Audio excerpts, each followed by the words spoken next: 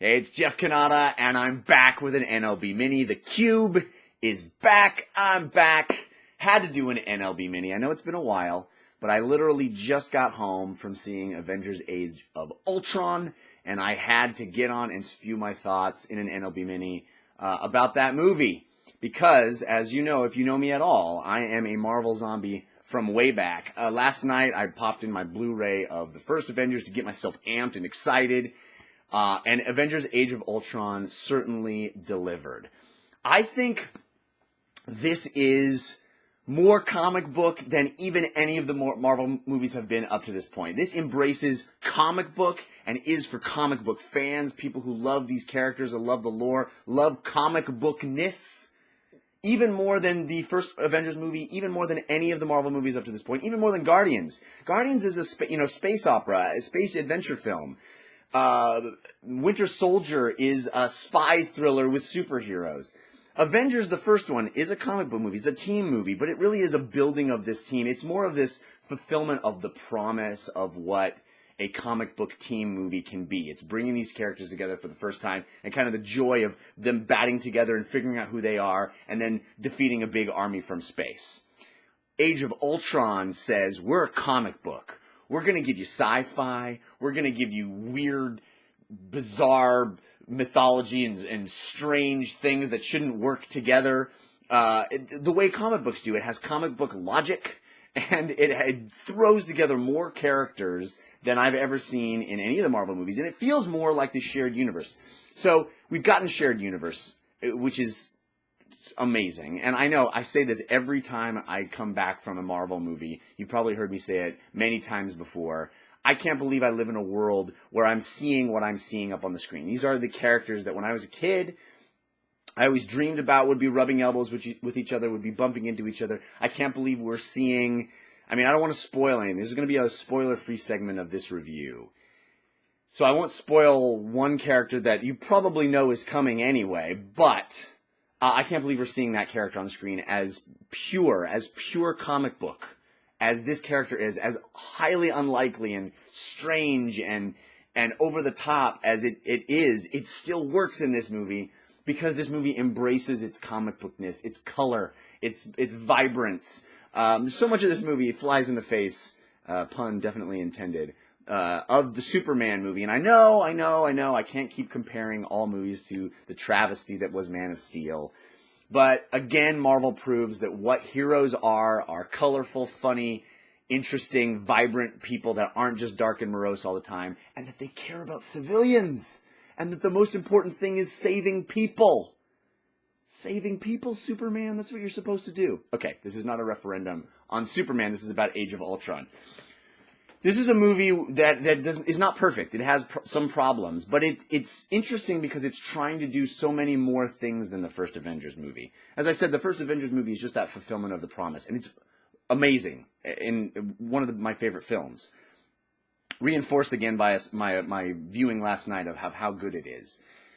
But Age of Ultron is really trying to do so much more. It has so many character moments, which you wouldn't expect from a movie of this scale and size, and that's to Joss Whedon's credit, of understanding these characters are what we're coming to see. These are the characters interacting with each other, being able to laugh with each other, being able to be relaxed with each other.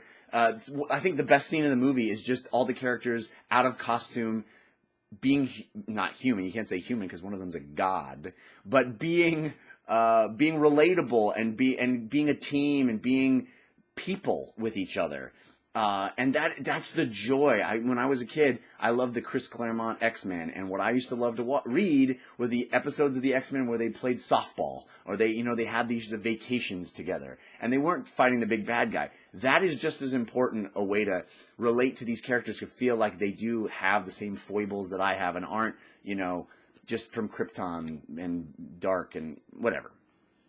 Anyway, there's great stuff like that. Great Hawkeye stuff. Hawkeye is given a lot of great stuff to do in this movie for once. Rounds him out as a character. He has one of the great speeches in the movie. But there's tons of stuff for every character. I love what they're doing with the Hulk. Whedon understands that the way you have to keep the Hulk to be the last resort, the wild card, and this ultimate potent force. That is really awesome. He also understands that in fights, in action sequences, what makes these movies special is the fact that you have multiple heroes. And it's not just that you have one hero doing one thing and another hero doing another thing. It's that they interact with each other. It's that Thor hits his hammer on Captain America's shield, and the fact that they're both in the same place at the same time. You have them teaming up like in the first Avengers movie, but you're having them teaming up in new and interesting and cool ways. I think that this movie does have problems, especially in the first 2/3.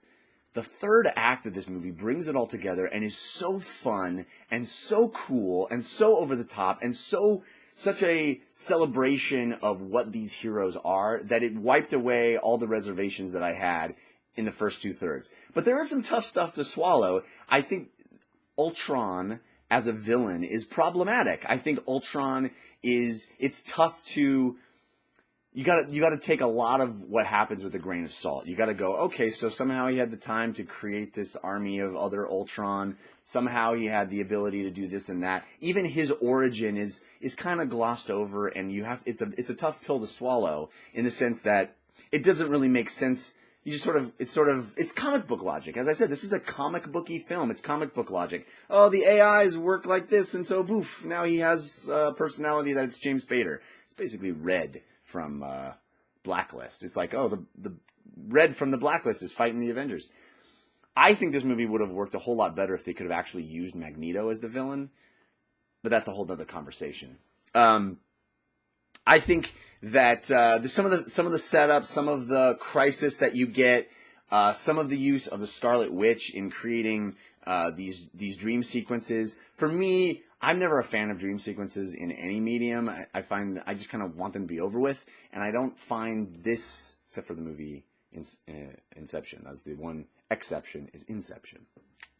Anyway, I found that stuff to be a little clunky and we're trying to get a lot of information out very fast. But as I said, the third act of this movie is so potent, so fun, so over the top. It works so well. It's like a tightly wound machine. Everything works together, and there's these amazing shots of the whole team working that is just the fulfillment of every dream I've ever had as a kid. As much as that shot in the first Avengers, that continuous shot of all the team working together is great, this movie starts there and goes even greater and creates an even larger web of characters and an even larger team and makes the synergy of them all working together to be just as fun and even better than it really does up the stakes and create this larger universe that we've been having fun in over multiple films. And it also does a really tough thing, which is it sets things up for other movies. So it's trying to do all these different things. It's trying to create tension between Tony Stark and Steve Rogers that is going to, explode in Civil War. It's trying to place breadcrumbs out there that'll eventually pay off in Infinity War, to create a sense of danger from the cosmos, to create ideas of where these Infinity Gems are and how powerful they are and what they might be capable of. So, as much as the first Avengers film really felt like a punctuation mark, as far as a full stop of like, we've all been leading up to this is the end of phase 1, here comes phase 2. Avengers 2 doesn't feel like a stop. It feels like an amplification that's setting things in motion for later films that I think really will be the payoff. This isn't the payoff. This is a signpost along the way to the payoff. And for that, it's really fun because we're so invested. This movie takes no time to introduce you to characters, to tell you who anybody is. It assumes you know everything. You're on that train immediately, and you understand the relationships between these people. You understand how their powers work. You understand where they came from. You understand the issues that they're dealing with. But it investigates all those things on a really deep level, and Whedon understands that in order for us to care about the big action, we have to care about the characters. And there's so many characters to juggle, he somehow still manages to give each of them really interesting stuff, to really interesting things that they need to be struggling with. And he uses the crutch of dreams or flashbacks or, these sequences brought upon by Scarlet Witch. I think it's a bit of a, as I said, a bit of a crutch. but I'll forgive it because where it leads us in that third act is so satisfying and so fun that it makes the movie a blast. I'm going to be talking about this movie a lot more on the /Filmcast at /filmcast.com next week, but I had to spew out my initial thoughts. I'd love to hear what you guys think. I have a feeling a lot of people are going to have some big problems with the movie because the first section is a little clunky and it requires you to suspend some disbelief on certain things that are just sort of glossed over pretty quickly.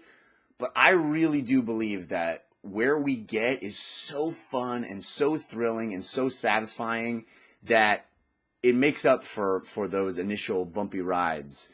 And ultimately, it is a easily recommendable film. If you're a comic book fan, you're going to eat it up with a spoon because there's so much comic book lore, so much stuff happening, so much shared universe, so many characters that are just exactly what you wanted, a fantasy of what you wanted to hear them say and how they wanted to behave and how they interact with each other. Whedon gets it, and I'd love to hear what you guys think. So you can comment on this video or tweet at me. I'm at Jeff Cannata with 2 N's and 1 T. There's going to be more NLB minis this summer. I'm going to do more. I'm back, so subscribe if you let your subscription lapse. I apologize for the long delay, but we're back, baby. NLB minis.